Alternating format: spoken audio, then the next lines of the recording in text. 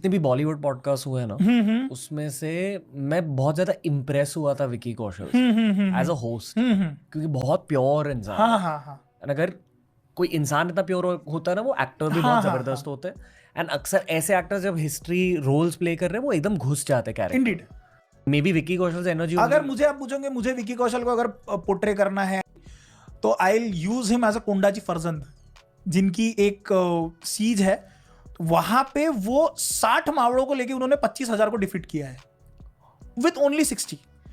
For me, अगर आप एक हिस्ट्री मूवी देख रहे हो ना, मैं हमेशा वो कैरेक्टर्स का स्पिरिट ढूंढने की कोशिश करता हूँ कि एक्चुअली जो बाजीराव रहे होंगे, क्या उनकी ब्लेसिंग्स है कि नहीं? नहीं है। नहीं है। वाह, नहीं है। क्योंकि जिसने बाजीराव पढ़ा है, जिसने बाजीराव को समझा है, जिसने बाजीराव को जिया है, उसे वो मूवी पसंद नहीं आएगी। बाजीराव बहुत बहुत अलग केस है सर। और बाजीराव के ऊपर अगर आप मूवी बना रहे हो, बाजीराव की जैसे सपोज छत्रपति शिवाजी महाराज के ऊपर मूवी बन रही है, जीजाबाई का कैरेक्टर दिखाना बहुत इंपॉर्टेंट है, बिल्कुल इंपॉर्टेंट है। तानाजी मूवी में जीजाबाई का कैरेक्टर दिखा है। उसी तरह से यदि बाजीराव के ऊपर मूवी बन रही है तो बालाजी विश्वनाथ का कैरेक्टर दिखाना भी बहुत जरूरी है। राजरासों के आधार पर एक आदमी को भारत में विलेन घोषित कर दिया गया, जयचंद। आज भी भारत में गद्दार का पर्याय जयचंद को बताया जाता है, जबकि जयचंद बहुत बड़े राजा हुए, बड़े धर्मपरायण राजा हुए, और जयचंद किसी प्रकार से गद्दार नहीं थे। दूसरा, उन जयचंद ने, ये तो आपने भी सुना होगा, भारत में किसी गद्दार कहना आता तो कहते हैं अरे वो तो जयचंद है। नेताओं के मुंह से इस प्रकार की बातें सुन लेते हैं। केवल अशिक्षा है कि ढंग से एजुकेशन नहीं है, इस चक्कर में जयचंद को गद्दार बता दिया गया। क्योंकि गौरी को यदि जयचंद बुलाता तो गौरी की अगली लड़ाई भारत में जयचंद के साथ है, चंदावर का युद्ध है, और जयचंद कन्नौज का बड़ा राजा। इनके अगेन एक नाम जो मैंने पहले कभी नहीं सुना था, महाराणा हमीर सिंह जी।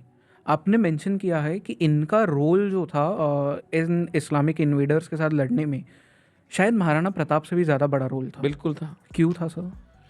1303 में महारानी पद्मिनी के जौहर के बाद और रावल रतन सिंह जी की हत्या के बाद में अलाउद्दीन खिलजी अपने बेटे खिजर खान को चित्तौड़ का मालिक बना देता है। चित्तौड़ का नाम बदल के खिजराबाद कर दिया। वो अलग बात है कि मेवाड़ की विलक्षण जनता ने कभी इसको स्वीकार नहीं किया। तो हमीर सिंह जी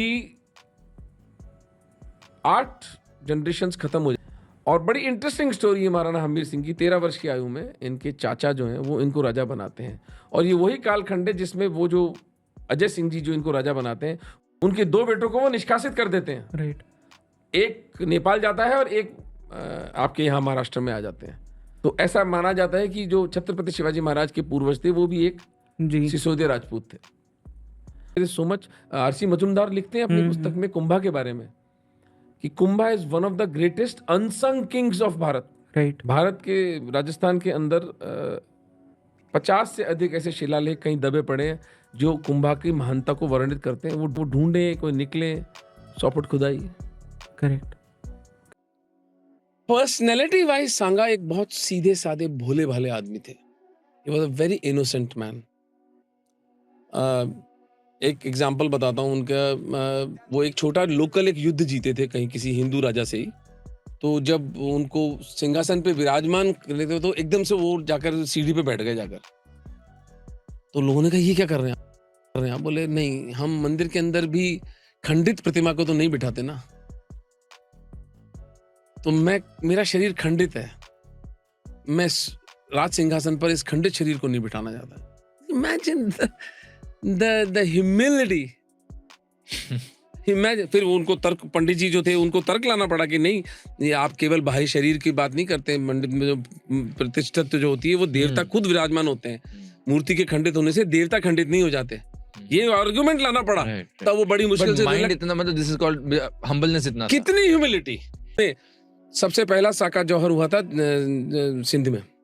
जौहर हुआ था। साका क्या होता था कि जब वो पुरुष अपनी स्त्री को, अपनी माँ, अपनी बहन, अपनी पत्नी, अपनी बेटियों को जलने के बाद उनकी राख को अपने चिता पर मल के और दुर्ग का द्वार खोल दिया जाता था। फिर जितने लोगों को आप मार सकते थे, जितने मुसलमानों को मार सकते थे मार डालते थे, और उसके बाद अपने प्राणों की आहुति देते थे। इसे साका कहा जाता था। पर एशेस को लगाने का क्या मतलब? क्या अब हम तेरे पास आ रहे हैं? वो संकेत था। वो प्रेम की एक अद्भुत अभिव्यक्ति थी कि मृत्यु भी उस योद्धा को, उस हिंदू को अपनी बेटी से अलग नहीं कर पाया।